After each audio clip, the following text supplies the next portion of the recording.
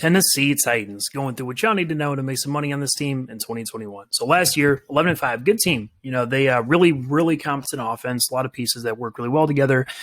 Pretty good coaching with Arthur Smith, who is unfortunately gone now. And overall, really competitive team. Defensively, they've gone a little bit downhill from where they were a couple of years ago, but they do smart things to kind of combat their lack of high-end talent. We'll talk about all that stuff, but overall, pretty good year, obviously. And as far as my betting on them, we making money still. 13-8 strong bets. That's ones we're putting money on. Definitely they're nowhere near where I want it to be, but, you can only ask for so much, I suppose. A lot of that, I think, had to do with I overestimated the impact of some of their injuries. They had bunch of injuries happen at tackle in the second half of last year. Taylor Dewan, Tyson Brelo, a bunch of guys. And I thought they would play worse given that than they ended up doing. I think is a large part of it. But overall, we chilling. So as far as the actual roster, going into 2021, losses-wise, those first two are the ones that matter. Dennis Kelly has played a lot of valuable snaps for this team in the last couple of years, especially last year, started a bunch of games and played really well. Dennis Kelly's very good. Should be starting on this team or in this league and on the team that he's on now in the Packers, but whatever. They're going to miss him. Johnny Smith as well. He's a valuable offensive player. I have issues with him as a high-end guy. I don't think he does a lot of the stuff that the best tight ends in the league do, but whatever. I don't want to talk about him too much. This is about the Titans' current roster. They will miss him at least to a point. Defensively, there's a lot of snaps on this list. Malcolm Butler, Desmond King, Autry Jackson, your three starting corners by the end of last year, and all guys who are some level of good. They will miss all of them, and it's tough to replace that type of production at corner. While it's not like, super high end or amazing, it's not easy to go from three competent starters to none of them returning. Daquan Jones, another good veteran who's gone. Nobody else. J.P. Clowney, Kenny Vaccaro, two players who played a lot, weren't exactly impactful. But yeah, then additions wise, offensively, there's really one you care about there, which is that bottom one, Julio Jones. We'll talk about all these guys individually as we go through the position by position, stuff with the roster. But Julio, obviously, huge trade. Didn't exactly give up a lot for a player of that caliber. Really, really good. Josh Reynolds as well, and Carlos Rogers. I like one of them. I don't like the other one so much. Defensively, Denico, Autry, Bud Dupree, two guys are going to start, and they're both very useful in their own individual ways. However, you do wonder about the kind of lack of really big additions to a team that defensively was probably leaving stuff to be desired, especially given how good their offense was and would be this year. This is the draft class with rookies. We'll talk about how good they are once they get on the NFL field. Until then, we're objectively trying to make money and deciding how good somebody is before they play is not the way to do that. But these are your rookies for this year. So going through this roster, position by position, talking about what they have and what they don't have on the team. Number in the top right is the total number of players at that position. So 76 quarterbacks I have ranked, and the number to the right of the name is where that player is out of that total. So Ryan Tannehill, the 11th best quarterback in the NFL. And yes, I feel very, very strongly about Ryan Tannehill. He is a good player. He has been for a long time. Even when he was with the Dolphins, he was in a horrible system with Adam Gase. And it was clear from the jump when he signed with the Titans what was going to happen. And it was this. Ryan Tannehill is a absolutely competent quarterback. He consistently makes good decisions. He's willing to push the ball down the field, especially off of play action. In a clean pocket, he is one of the better quarterbacks in the league. He doesn't really make mistakes, is not turnover prone in the slightest as far as a thrower. Now, he can get a little bit sketchy in the pocket with like far outside rush that he doesn't see, but so does almost every other quarterback in the league. It's not exactly a concern. And frankly, he deals with other stuff in the pocket a lot better than most guys do. I think the world of Ryan Tannehill, he's really, really good. Now, he doesn't have the high-end playmaking that other guys do. He's not going to get like exponentially more dangerous the longer he has the ball in his hands, the way that Aaron Rodgers or Patrick Mahomes does. And while he's good at diagnosing and understanding defenses, he's not elite at it the way Tom Brady or Drew Brees is. That's what keeps him away from the top-tier quarterbacks. But Ryan Tannehill is really good. Backup-wise, Logan Woodside, been in the system, not encouraged. Matt Barkley's actually on the practice squad. Whatever. At running back. So, I talk about how there's only 8 to 10 running backs in the league who matter. Derrick Henry is definitely one of them. Derrick Henry is super, super good.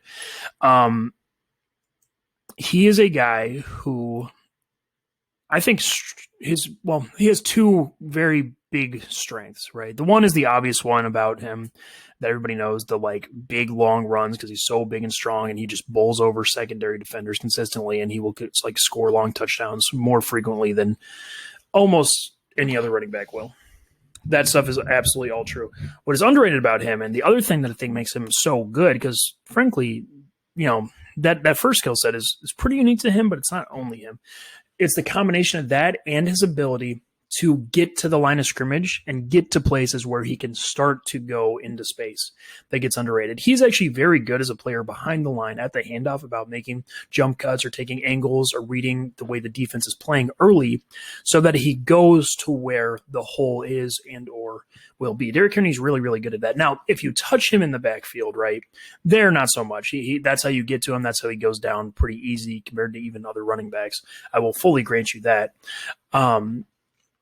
But that isn't right. That's not the same thing. That's not completely limiting what he's able to do because, like I said, if he's not touching the backfield, he is going to get to the right spot very, very, very well, even compared to like other running backs in the league. I think Ezekiel Elliott's probably the other elite at that specific skill, and Derrick Henry's just about there. Derrick Henry's very, very good at that. Like I said, obviously he adds the super long touchdown stuff. He's very, very, very fast if he's running in a straight line, which because of his earlier skill set happens more frequently than you would expect for running back. And overall, Derrick Henry's awesome. Now, he isn't quite the guys ahead of him because he does lack that lateral explosion the way that a Dalvin Cook, Christian McCaffrey does. Nick Chubb is the other guy I have ahead of him, who's effectively the same, though. He doesn't miss that, so he's never going to, get touched in the backfield and make something out of it the way that those guys will. And those guys all do the high-end stuff that he does. Not quite at the same level, but, so close that it's not a relevant difference. Whatever. I don't want to, I think very highly of Derrick Henry. Past him, you do struggle with depth. Jeremy McNichols, Darrington Evans, two guys who were not impressive very much last year. Jeremy McNichols is very, very soft as far as he just goes down on contact every time pretty much. Darrington Evans did show a little bit of the explosiveness that got drafted in the fourth round, but it's a tiny sample size. I'm not even going to barely speak on him. Brian Hill's on IR and not very good, even if he was playing, so whatever. And then at receiver. So this is the big one with this team because you start at the top with those two. And I'm seeing now that ranking for A.J. Brown, that is wrong. I think very highly of A.J. Brown. Let me double check. But I'll start with Julio Jones. So what do you get in Julio Jones? Well, you get a crazy good player. Julio Jones is going to win down the field every play, basically. If you give him 3 to 4 seconds plus, he is so unbelievably fast and he's straight. Yeah, A.J. Brown I have as the 7th best receiver in the NFL. So that is 2 top 10 guys. Julio Jones is just so fast in a straight line with how long his legs are and how athletic, whatever, that he just will run into space. And there is not really any, there's a few, but there are very, very, very select few defensive backs who are capable of running with him for any relevant amount of time. He also provides real value as a route runner in the immediate areas. He's not amazing at it, but he consistently does what he's supposed to do and gets his body in the right position. He's also very, very strong and technically skilled at the line of scrimmage. He's borderline impossible to press. He tracks the ball exceedingly well as he gets down the field. Obviously, everyone knows how amazing Julio Jones is. The things that I'm going to say, though, to be careful, just a little bit careful as far as the high end with him, because he's not perfect, are that he isn't all that physical as you get down the field. So while at the line of scrimmage, he will throw people, toss people out of the way. What gets to him are guys who, at the 5-yard mark where contact is still allowed, slow him down because he can get his feet stopped a little bit against, and I'm talking it takes a really good press corner, but there's a reason that Jalen Ramsey can play Julio well. Or Xavier Rhodes is another example, actually, of a guy who can do that. They know that is what works, and they can actually execute it. And there is a way to stop Julio Jones when you do that. He also is not good at making contested catches, not down the field, because there's 2 different skill sets with contested catches, right? There's over the shoulder, keeping a guy away while that stuff he's really good at. But I'm talking jumping one with a dude, waiting under a ball and going up and getting it. He's not good at that. He is huge and everything, but his hands just aren't that strong in that scenario for whatever reason. Like I said, he doesn't actually play with all that much physicality, and that's what contributes to him being so inefficient in the red zone, which is a kind of famed statistic with his career, and it makes a ton of sense when you watch the way he plays. There's a reason that fades to Julio Jones are one of the worst plays in football because he just doesn't catch him very well. Now that's a very, very unique thing that if your smart team has him, won't even come up. But just remember that. Then A.J. Brown. A.J. Brown's fucking awesome. That dude is crazy, crazy good. He's the most physical receiver in the NFL. He will toss every type of corner, basically up to the very, very elite. And even then, we've seen him beat like Jalen Ramsey and stuff like that. So he is crazy good. He also is one of the absolute best in the league after the catch. Not quite. I think Chris Godwin is maybe a little tiny bit better, but it's not a relevant difference. A.J. Brown is effectively as good as it gets. So strong, so fast. So good.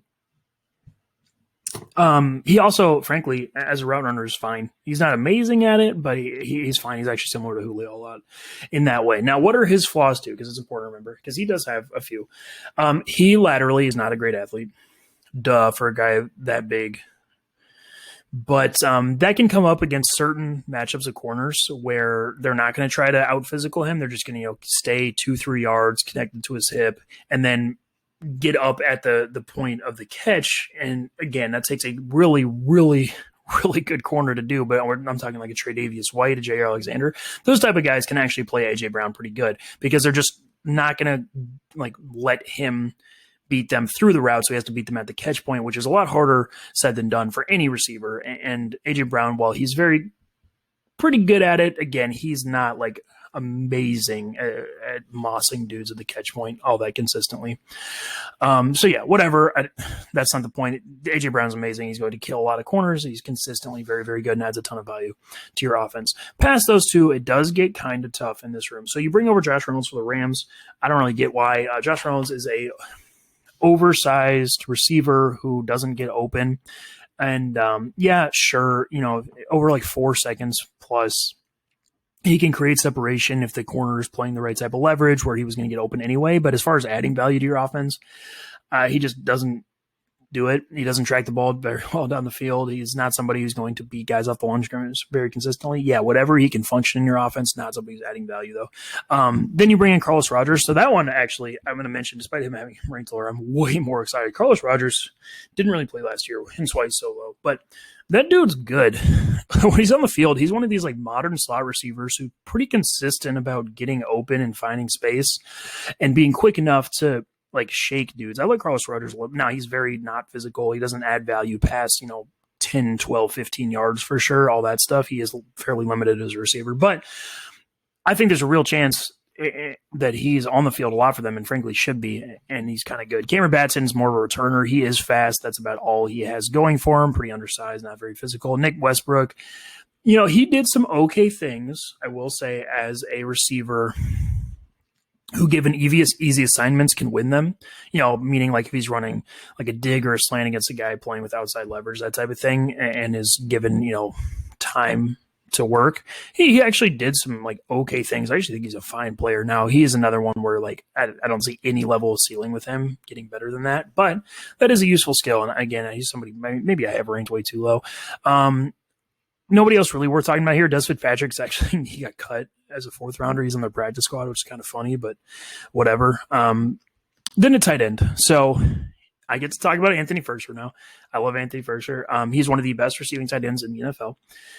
He is somebody who legitimately creates separation as opposed to just being the guy who is running the route, the tight end routes, and runs in a route combination that happens to get open. He legitimately is the one adding value as somebody who's beating defenders, even in man coverage. He's really good movement skill wise in space. I don't know how he is like measurable as an athlete, but on the field, he shows up as somebody who moves like pretty well. He does fine with the ball in his hands after the catch. In a lot of ways, I think Anthony Firkser is really, really valuable as a tight end because he does something that very few tight ends around the NFL do, which is get open himself, not depending on the offense. Now, past that, while he's fine after the catch, he's nothing special as a blocker. Again, he's fine. His athleticism does show up a little bit there, but it's nothing great. He's not like consistently eliminating second level defenders. I do understand to a point why he's not a full-time player, and it looks like Jeff Swaim actually is going to start on like first downs over him, which I disagree with pretty completely, but I at least kind of see why. Whatever though, Anthony Firkser is a very valuable player. So yeah, then you have Jeff Swaim. Jeff Swaim He is a competent blocker, which is why he's going to start on this team, who does decent things at the line of scrimmage, is a okay mover as an athlete, whatever. As a receiver, he adds nothing. He's not horrible. He can run the routes, the short stuff in the offense and do fine, I suppose, but it's not adding value there. Luke Stalker is a blocker only. While he is good at that, he is nothing as a receiver, and it's not exactly a blocker that is killing people. He's just doing his job most of the time. Tommy Hudson also, he made a team, whatever. I'm not exactly comfortable talking about him. Nothing else you really care about. Then the offensive line. So this offensive line is pretty good overall, for sure.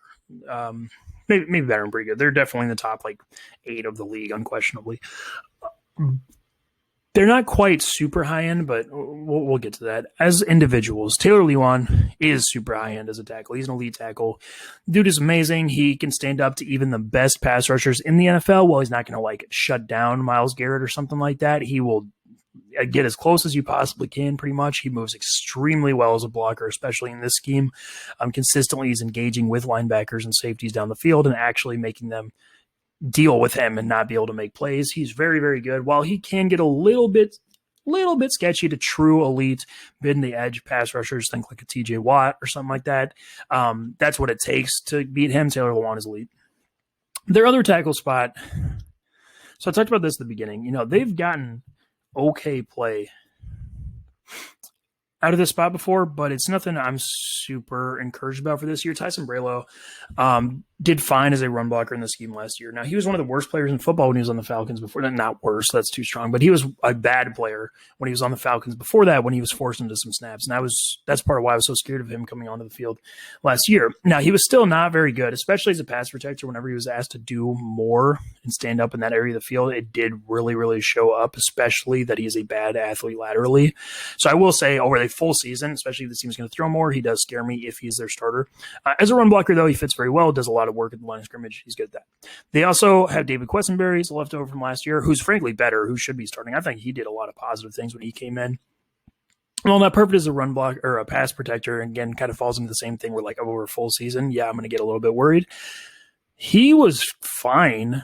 It's not like he was bad at all, and he definitely is not the same level of run blocker that Sembrello is. Not going to beat somebody line of scrimmage, but he still did his job when he was on the field most of the time. I actually like him. I think he should play. Then you have Kendall Lamb. He's kind of bad. That's kind of all I have to say about him. Not somebody who has a lot of play strength or athleticism to really meaningfully impact an NFL game. At guard, Roger Saffel is good. He does his job very consistently. While he's not going to be someone who consistently wins or moves people off their spot in the run game, he does fine, especially when working in double teams. And as a pass protector, he's fine. He has a little bit more of a tendency to lose his balance and fall flat on his face at the line of scrimmage than you want. And that definitely keeps him away from the better, actual elite, very, very good guards in the NFL. It just happens too much, but it's not something that happens a lot. So I don't know. I like Roger Saffel, very clear starter level player. Nate Davis came through in his second year after being a pretty actively bad rookie.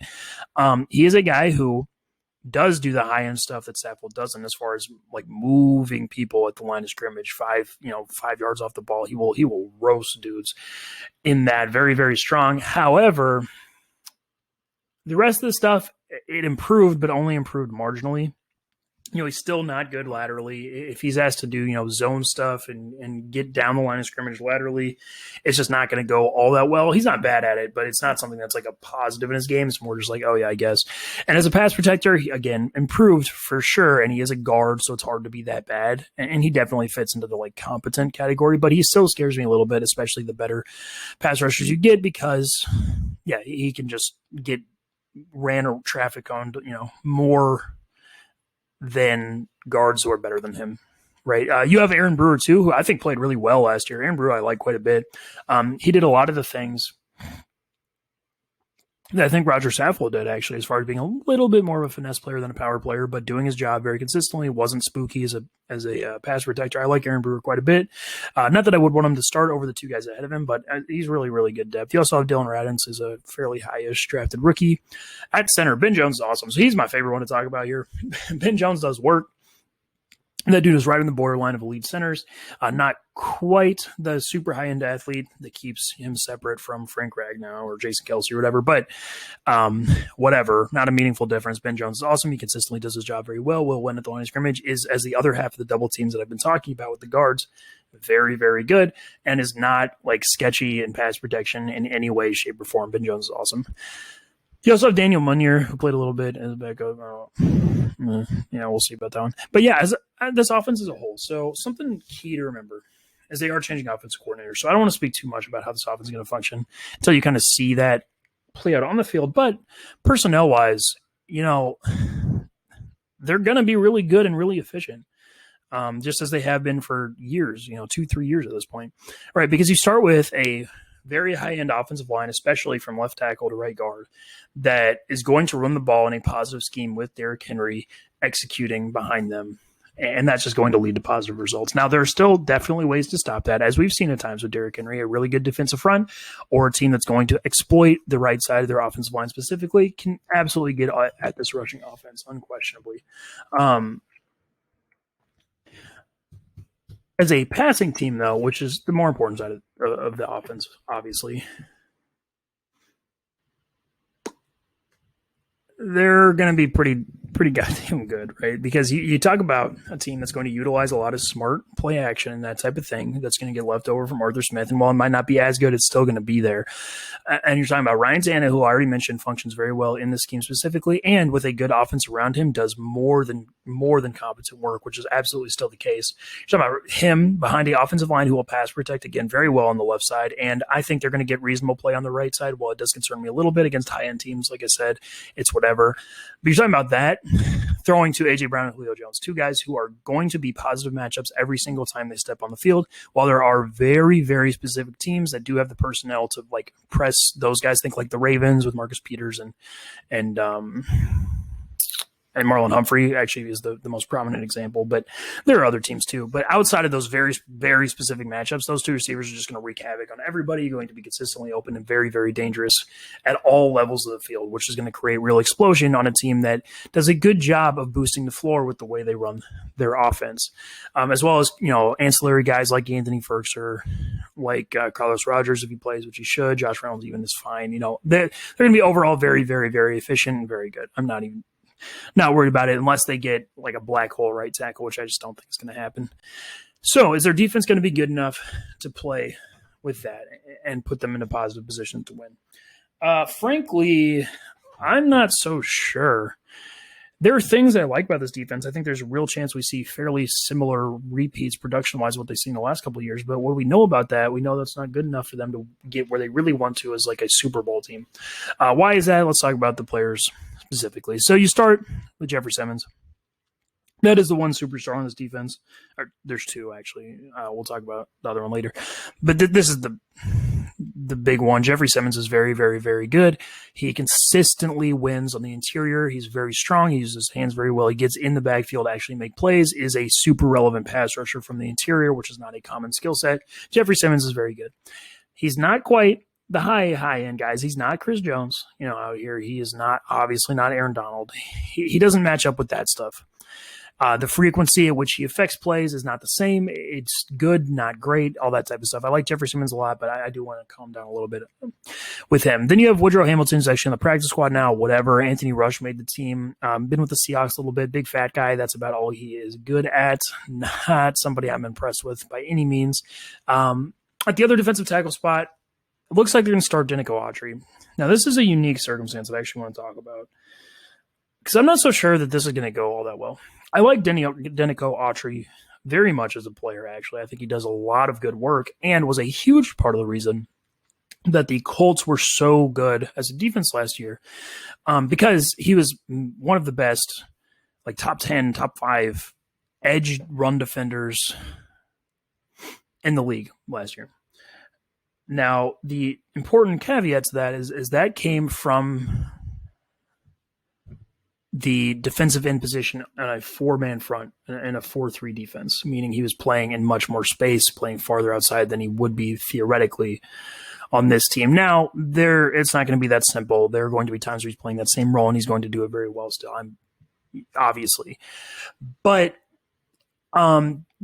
That's not going to be every play. And the idea of moving him farther inside, I think, takes away a lot of what makes him so good, which is his ability to overpower a lot of tackles in the run game. I don't know that's going to happen against guards. And more importantly, I don't think he's going to stand up to double teams the same way. And while I do like him as a pass rusher from the outside spots, again, I think he's actually a little bit underrated there. From the inside, it's the same thing where I don't really see the same level of ability to beat guards and or double teams. So I do like Denico Autry a lot, whatever. They signed a good player. I'm never going to complain about that. I'm just saying be a little bit careful. Then they have Laurel Murchison, who's just bad as a backup. He played not very poorly, pretty poorly last year for a lot of the year as a rookie. Now, he was a rookie, but most defensive linemen, especially in his role, where he's just like a big, fat run stopper, you kind of know pretty quick. And so, yeah, I guess he could get better, but I was not impressed by either his play strength, his playmaking, or his football IQ. So, yikes on that one. On the edge, they're good here. However, it's another spot where that's actually the first one we talked about with the Titans specifically, but I really do worry about the high-end ability of this team to rush the passer. It's something that really interfered with them last year. And while Bud Dupree is an upgrade on Jadeveon Clowney in that specific area, he actually kind of falls into some of the same traps that Clowney did as far as he shows up beating bad tackles and or on free rushes way more often than he does with actually beating especially competent offensive linemen, which is concerning. So, yeah, Bud Dupree comes over from the Steelers, and he's a good athlete who worked very well in their system and did show more this last year than I think he ever did before as far as a guy who could get his hands in there a little bit, whatever. I'm still not very impressed, and like I said, especially if he's in a more straightforward system like he is here compared to the Steelers and the wacky shit they do, I don't think he's going to beat very many tackles very frequently or create all that much pressure. He's going to be a plus run defender, absolutely. I'm very comfortable with that. He knows what he's doing. He's very disciplined. He actually plays with a lot of play strength in that area. But overall, I'm actually kind of concerned. And then Harold Landry, who, whatever, man. He is a starter-level player who does positive things all over the field, but he came out of college with this reputation as like a potentially dominant pass rusher, and he is so far from that it's hard for me to believe they were talking about the same player, frankly. He's used almost half the time, it seems like, as a stand-up, like off-ball linebacker in this defense, or has for years. And frankly, I kind of get it because he's not that good as a like hand-in-the-dirt outside rusher. There are times where I'm trying to say he's just such a unique case. His skill set is being a like true speed, been the edge pass rusher. There are specific tackles around the league that works pretty well against, and he will occasionally show up against those specific types of tackles, especially the worse that they are, which is cool and everything. But that's like it. That's all he offers as a pass rusher. If the tackle's not weak against that and or just is better than him, which applies to most starters, then he's just kind of not a zero, but barely impactful. And while that can be useful if he's playing in an overall very good defense or across from a much better pass rusher, that is very much not the case here. And that's really worrying to me. And so while, yeah, he's going to do other things very positively, he's going to be in the right position a lot of times. He will hustle very hard as a pass rusher. He's not going to be a nothing on the field. His high-end impact just isn't really there, to be honest with you. And then, backups-wise, they bring over Oladeni, also from the Steelers. Whatever, man. He's not very good. He's not a disaster, but he does nothing that I saw that was like, oh, yeah, he's going to help this team. And then Derrick Roberson, who might be my favorite of this whole bunch, not best, but was a young player last year. I don't know if he was a rookie, but he was his first real snaps, and he actually showed some ability as a pass rusher, I got to say. Now, it was a very small sample size against pretty bad players and everything, but he did, okay work as a guy who's going to push the pocket a little bit, which is kind of encouraging, and it was okay as a run fair. I like Derrick Roberson a little bit, whatever. It's not really to the level where I think he's a relevant player, but I will say that. At off-ball linebacker. So this is one of the strengths of this team. Fairly similar rankings than the last page, but I'm going to be a lot more positive. There are a lot more relevant, good linebackers than there are edge rushers. And yeah, Jayon Brown and Rashawn Evans. They both have their own strengths, but they're both good. Jayon Brown especially, super athlete, gets up and down the field very well, super rangy, not super rangy, but on the high end there. And as a pass guy, he has the athleticism to keep up with guys in the open field. While I don't love him like mentally, he's not like always in the right place at the right time, that type of thing. He can react fine. He can get to where he's supposed to be, and he's going to cover a reasonable amount of ground in the middle of the defense. And they definitely did miss him after he tore his like 8 something. He had a season-ending injury towards the middle of last year. Rashawn Evans, kind of the other style linebacker, where he is a bigger, more confined, limited athlete who plays the run pretty well, especially between the tackles. He gets where he's supposed to be. Now, he's not like nothing as far as a full field guy. He does have more range than a lot of these like traditional thumping middle linebackers. He's fine there. He's overall a good player. He's starter worthy. He does a lot of positive things in the run game. As a pass defender, he's not good, but he's not somebody who's like, oh shit, like he's going to get roasted over and over again. He's fine. Rashawn Evans is a starter-worthy player. They did find something in David Long, absolutely, too. This is another thing that kind of got my betting record not quite perfect on them, was that David Long was just better than I thought he was going to be. He's a guy who is very, very aggressive, especially in run defense. He will fly at the ball where he thinks it's going to go. And while he's not always right, he's right a lot more than I gave him credit for. He's actually a pretty goddamn good player in that area of the game. And frankly, as a pass defender, while he can get – it's kind of the same thing where he can get over aggressive and get out of position a little bit. It wasn't anything that I was like terrified of. And frankly, David Long might be a lot better than I give him credit for, and is probably a starter worthy player, certainly a starter worthy player of his own right. So that's good when you have 3 guys like that. Past that, whatever. Some of these guys are on the practice squad now. Nothing really to note. At corner. So this is the weird one, because like I mentioned before, they go from 3 good corners to maybe 3 good corners, but 3 question marks. Well, I'm pretty comfortable that Janoris Jenkins is going to fit in this scheme well. Janoris Jenkins is good. He's been good for forever, basically. He's not amazing. He's not elite. He's not a super high-end guy, not someone who's going to match up one-on-one with the best receivers in the league and do anything like to shut them down. But he's not going to get burned very much at all. He plays very well as a guy who's just kind of containing a number 1 receiver to, good, not great stat lines. And in this scheme where, they play, because this one I haven't really talked about yet, the Titans play a lot of just like soft zone coverage where it's just like keep stuff in front of you and react, that type of thing. Janoris Jenkins can be pretty good at that. I'm comfortable with him as a starter 100%. Past him, though, we'll see. So you have Christian Fulton, who was really pretty highly thought of coming out of the draft last year, and he's, I don't know, he didn't play all that many snaps. He was hurt in both, I think, the beginning and middle end of the season. But when he was on the field, yeah, he was fine. I was never like, oh, shit, he sucks. I will definitely say that. And as a rookie corner, that's a really good place to start. Not that many rookie corners are all that good, and to start from a place where I'm like, oh, yeah, he can be on the field and not get you killed, that's a positive for sure. However, it's not like I saw the other end. There wasn't really all that many flashes of high-end play from him. Yeah, I think he does have a little bit to him as far as a guy who has some zone instincts in the scheme. And again, with what they ask their corners to do, it's a little hard to show that you're better than that. But as a full-time starter going into the year, I don't know that I'm super excited about it. You do have Breon Borders, who's very, very good depth. He has shown he can start on this team and be competent before. Definitely not a high-end guy who's meaningfully impacting great receivers across the league, but he can play. He can definitely be on the field and not get screwed. Caleb Farley, first-round rookie, with rookie, I'm not going to talk about how good he is. He's kind of important for them, though, because if any of these guys are going to come out the gate and be very, very good, he's kind of the only one who still has that chance.